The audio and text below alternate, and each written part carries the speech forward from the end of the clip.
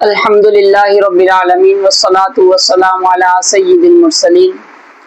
یکم محرم الحرام، خلیفہ دوم داماد علی المرتضی، مراد قلب مصطفیٰ انتخاب رب العالمین، فاتح کیسر و کسریٰ فاتح بیت المقدس، جناب سیدنا فاروق اعظم رضی اللہ تعالی عنہ کا یوم شہادت ہے۔ تاریخ اسلام کی بہت ہی عظیم اور اعلیٰ شخصیت کا آج یکم محرم کو یوم شہادت ہے۔ جناب سیدنا فاروق اعظم رضی اللہ تعالیٰ عنہ تو وہ ہیں کہ جن کے بارے میں نبی پاک صلی اللہ علیہ وآلہ وسلم نے فرمایا کہ اگر میرے بعد کوئی نبی ہوتے تو وہ عمر بن خطاب ہوتے، اگر میرے بعد کوئی نبی ہوتے تو وہ خطاب کے بیٹے عمر ہوتے۔ جناب سیدنا فاروق اعظم کی جب شہادت ہوئی تو سب سے پہلے ہائے حضرت علی رضی اللہ تعالی عنہ کی نکلی۔ حضرت علی رضی اللہ تعالی عنہ نے فرمایا کہ عمر تو وہ کام کر گیا ہے کہ اب اس کے نقشے قدم پر کون چلے گا۔ جناب سیدنا فاروق اعظم تو وہ ہیں کہ لوگ نبی پاک صلی اللہ علیہ وآلہ وسلم کے لیے دعائیں مانگے اور نبی پاک صلی اللہ علیہ وآلہ وسلم اللہ سے دعا مانگے کہ یا اللہ تو مجھے عمر نہیں عطا کر دیتا، یا اللہ عمر کے ذریعے اسلام کو عزت عطا فرما۔ نبی پاک صلی اللہ علیہ وآلہ وسلم نے عمر بن خطاب اور عمر بن حشام وہ ابو جہل، ان دونوں کے بارے میں کہا کہ اللہ یا تو عمر بن خطاب یا عمر بن حشام میں سے کسی ایک کے ذریعے اسلام کو عزت عطا فرما۔ تو اللہ رب العزت نے انتخاب رب العالمین ہے جناب عمر بن خطاب رضی اللہ تعالی عنہ کو اسلام قبول کرنے کی سعادت حاصل ہوئی۔ تو جب حضرت عمر فاروق رضی اللہ تعالی عنہ نے اسلام قبول کیا تو وہ نبی پاک صلی اللہ علیہ وآلہ وسلم کی خدمت میں گئے۔ آپ 40 میں اسلام قبول کرنے والے تھے۔ آپ نبی پاک صلی اللہ علیہ وآلہ وسلم کی خدمت میں گئے اور آپ نے فرمایا کہ یا رسول اللہ صلی اللہ علیہ وآلہ وسلم آپ سچے، اسلام سچا، تو اس طرح پھر چھپ کر نماز پڑھنے کا کیا مطلب؟ تو نبی پاک صلی اللہ علیہ وآلہ وسلم نے فرمایا کہ ابھی مسلمانوں کی تعداد تو 40 ہی ہے۔ تو جناب عمر فاروق رضی اللہ تعالیٰ عنہ نے کہا نہیں، آپ اللہ کے رسول ہیں، لہٰذا آج نماز بھی اللہ ہی کے گھر میں پڑھی جائے گی۔ حضرت عمر فاروق رضی اللہ تعالیٰ عنہ نے فرمایا کہ 40 مسلمان ہیں، 20 کی 2 صفیں بنیں گی، ایک کے آگے جناب سیدنا فاروق اعظم کھڑے ہوئے اور ایک کے آگے جناب امیر حمزہ رضی اللہ تعالیٰ عنہ کھڑے ہوئے۔ اب مکہ مکرمہ میں بیت اللہ شریف کے درمیان میں آپ نے 2 صفیں بنائی اور بیت اللہ کے درمیان میں کھڑے ہو کر جناب فاروق اعظم رضی اللہ تعالیٰ عنہ نے فرمایا کہ کفار کے بڑے بڑے سردار قبیلوں کے بیٹھے تھے، ان سے فرمایا کہ میں عمر اسلام لے آیا ہوں، نبی پاک اللہ کے رسول ہیں، لہٰذا آج نماز بھی اللہ ہی کے گھر میں پڑھی جائے گی، اور اگر کوئی چاہتا ہے کہ اس کی بیوی بیوہ ہو اور اس کے بچے یتیم ہو تو آئے مجھے روکے۔ جناب سیدنا فاروق اعظم نے یہ نعرہ لگایا اور وہاں پر نماز ادا کی۔ کسی کی جرت اور ہمت نہیں ہوئی کہ جناب سیدنا فاروق اعظم کو آ کے کوئی روکے، لہٰذا نبی پاک کی دعا تھی کہ اسلام کو عزت حاصل ہو، تو اللہ رب العزت نے حضرت عمر بن خطاب رضی اللہ تعالی عنہ کی مدد سے اسلام کو عزت عطا فرمائی۔ اب جناب سیدنا فاروق اعظم رضی اللہ تعالی عنہ کی زندگی کے بہت سی مثالیں اور واقعات ہیں۔ 24 لاکھ مربع میل پر حکمرانی کی جناب سیدنا فاروق اعظم رضی اللہ تعالی عنہ نے، اور عادل اور انصاف میں اس طرح تھے کہ آپ رات میں مدینے کی گلیوں پہ گشت کیا کرتے تھے، اور ایک دن آپ اپنے خادم کے ساتھ گشت کر رہے تھے تو آپ نے دیکھا کہ ایک خیمے میں ایک بوڑھی عورت پریشان نظر آتی ہے، تو آپ نے اپنے خادم سے کہا کہ معلوم کرو کہ کیا وجہ ہے۔ تو خادم نے پوچھا کہ اے ماں، پریشان کیوں دکھائی دیتی ہے؟ جب کوئی شخص پریشانیوں میں مبتلا ہو اور کوئی دکھ سنانے والا پاس موجود نہ ہو تو انسان تنہائی پسند ہو جاتا ہے، اس کو دنیا کے لوگوں سے نفرت ہونا شروع ہو جاتی ہے۔ تو وہ اماں کہنے لگی جا دوڑ جا یہاں سے، میں تجھے کیوں اپنی پریشانی بتاؤں۔ تو بہت منتیں کرتے کراتے انہوں نے اندر آنے کی اجازت دی۔ وہ اندر گئے تو اماں کہنے لگی کہ مجھے عمر بن خطاب سے شکایت ہے۔ تو جناب عمر رضی اللہ تعالیٰ عنہ پریشان ہو گئے اور کہنے لگے اے اماں کس وجہ سے شکایت ہے؟ تو اماں کہنے لگی کہ میں بوڑھی بیوہ بے اولاد اور مجھ پر 25 دینار کا قرض ہے اور 3 دن سے میں نے روٹی نہیں کھائی اور عمر نے میرا حال تک نہ پوچھا۔ تو جناب سیدنا فاروق اعظم رضی اللہ تعالیٰ عنہ فرماتے ہیں کہ میں نے جملہ کہا تو اماں نے مجھے لاجواب کر دیا۔ فرماتے ہیں کہ میں نے کہا کہ اے اماں عمر کو کیا خبر کہ تو بھوکھی ہے یا تو مقروض ہے؟ تو اماں کہنے لگی اگر اسے خبر نہیں ہے، اگر وہ ہماری خبر نہیں رکھ سکتا تو وہ اسے حکومت دے دے جو خبر رکھنے والا ہے، وہ اسے حکومت دے دے جو خبر رکھنے والا ہے۔ تو جناب فاروق اعظم سمجھ گئے اور فوراً دوڑے گئے اور جا کر انہوں نے ایک اناج کا تھیلا اٹھایا اور ساتھ پکی پکائی روٹی لی، 25 دینار لیے۔ تو جو ان کا خادم تھا وہ کہنے لگا امیر المؤمنین میں یہ تھیلا اٹھا لیتا ہوں، یہ بوجھ میں اٹھا لیتا ہوں۔ تو جناب سیدنا فاروق اعظم نے کہا اچھا وعدہ کر کہ قیامت کے دن بھی میرا بوجھ اٹھائے گا۔ تو کہنے لگا نہیں حضور وہاں نہیں اٹھا سکتا۔ تو جناب سیدنا فاروق اعظم کہنے لگے کہ چل اگر وہاں نہیں اٹھا سکتے تو یہاں بھی نہ اٹھاؤ، یہاں بھی میں خود ہی اٹھا لیتا ہوں۔ تو آپ تھیلا لے کے آئے اور 25 دینار ساتھ پکا پکایا کھانا لیا اور ماں جی کی خدمت میں حاضر کیا اور دے کر کہنے لگے کہ اماں چل چھوڑ دے، عمر کو معاف کر دے۔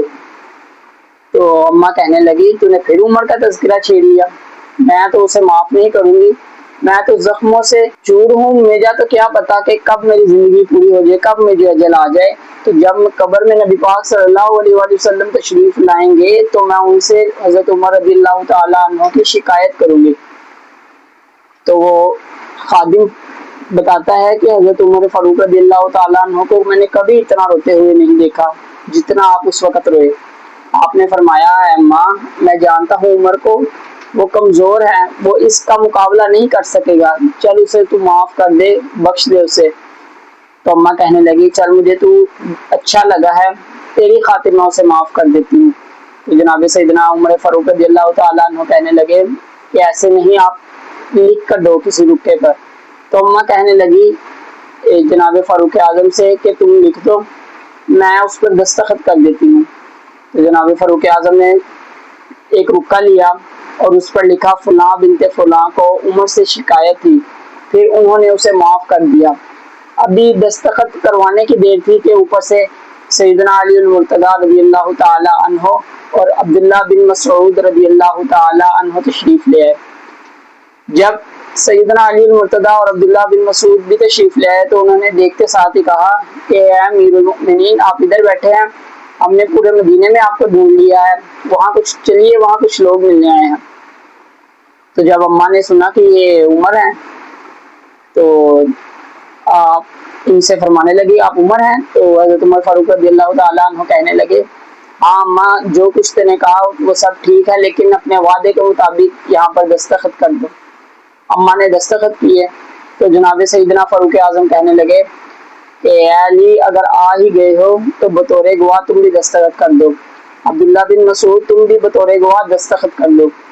دستخط کروانے کے بعد آپ نے وہ رکھا حضرت علی مرتضیٰ رضی اللہ تعالیٰ عنہ کو دیا اور کہا کہ اے علی مجھے لگتا ہے کہ میں تم سے پہلے اس دنیا سے وصال کر جاؤں گا، تو جب میں وصال کر جاؤں تو یہ رکا تم نے میرے کفن میں رکھ دینا ہے۔ قبر میں اگر نبی پاک صلی اللہ علیہ وآلہ وسلم نے مجھ سے پوچھا کہ تم نے میری امت کے ساتھ کیا سلوک کیا ہے تو میں انہیں یہ رکا دکھا کر کہوں گا کہ یا رسول اللہ صلی اللہ علیہ وآلہ وسلم آپ کی امت کی ایک گڑیا ناراض تھی، میں اسے بھی راضی کر کے آیا ہوں۔ آپ کی امت کی ایک گڑیا ناراض تھی، میں اسے بھی راضی کر کے آیا ہوں۔ یہ 24 لاکھ مربع میل پر حکمران کی بات ہو رہی ہے، کسی عام بندے کی بات نہیں ہو رہی۔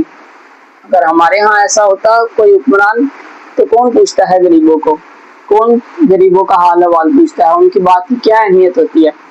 لیکن سیدنا فاروق اعظم رضی اللہ تعالیٰ عنہ فرماتے ہیں کہ دریائے فرات کے نزدیک اگر کوئی جانور بھوکا پیاسا مر جائے تو مجھے اس بات کا خوف ہے کہ کل قیامت کے دن مجھے کہیں اس کے بارے میں پوچھا نہ جائے۔ اتنا بڑا حکمران کہ مدینے میں بیٹھ کر للکارے تو کیسر و کس طرح کی ٹانگیں کانپ جائیں۔ لیکن عدالت اور انصاف اور اپنا حق ادا کرنے میں، رعایا کا خیال رکھنے میں آپ دیکھیں کہ کس قدر احساس ذمہ داری کا اندازہ آپ یہاں سے لگا سکتے ہیں کہ کس قدر احساس ذمہ داری ہے۔ اور جناب سیدنا فاروق اعظم عدل و انصاف میں اتنے آگے تھے کہ انہوں نے اپنے دور کے جو جوان نسل تھی، جو یوتھ تھی اس دور کی، ان کے دلوں میں عدل انصاف کا ایک اس طرح کا جوش و ولولہ پیدا کر دیا تھا کہ آپ ایک دن مدینہ کی گلی میں رات کے وقت گشت کر رہے تھے تو دیکھا کہ ایک عورت اپنی بیٹی سے کہہ رہی ہے کہ دودھ میں پانی ملا دو تاکہ اس سے زیادہ منافع حاصل ہو۔ تو وہ لڑکی کہنے لگی کہ امیر المؤمنین نے دودھ میں پانی ملانے سے منع فرمایا ہے۔ تو اس کی اماں کہنے لگی کہ امیر المؤمنین کون سا یہاں موجود ہیں؟ تو کہنے لگی کہ اللہ تو دیکھ رہے ہیں نا، اگر امیر المؤمنین نہیں دیکھ رہے تو اللہ تو دیکھ رہے ہیں نا۔ تو جناب عمر فاروق رضی اللہ تعالیٰ عنہ نے جب یہ سنا تو وہ بہت خوش ہوئے، اور بعد میں اس نیک لڑکی کا انہوں نے اپنے بیٹے حضرت عاصم رضی اللہ تعالیٰ عنہ سے نکاح کروا دیا۔ اب اس چیز سے ہمیں یہ بھی پتہ لگتا ہے کہ آج کے دور میں ہم گناہ تو ایسے کر دیتے ہیں، لوگوں کی ذلت اور رسوائی سے بچنے کے لیے چھپ کر گناہ تو کر دیتے ہیں، لیکن یہ ہمیں اتنا نہیں پتا کہ اللہ رب العزت کی ذات ہمیشہ ہر وقت اللہ رب العزت اپنی مخلوق کو دیکھ رہی ہے، اور وہ جو بھی انسان اعمال کر رہا ہے اللہ رب العزت اسے دیکھ رہا ہے۔ دنیا کی رسوائی سے تو انسان بچ جاتا ہے، لیکن قیامت کی رسوائی جو ہے وہ دنیا کی رسوائی سے بہت درجے زیادہ ہے۔ جہاں پہ ہم بچ جاتے ہیں دنیا کی رسوائی سے، ہم اتنا ڈرتے ہیں، تو قیامت کی رسوائی جو ہوگی تو اس کا کیا عالم ہوگا۔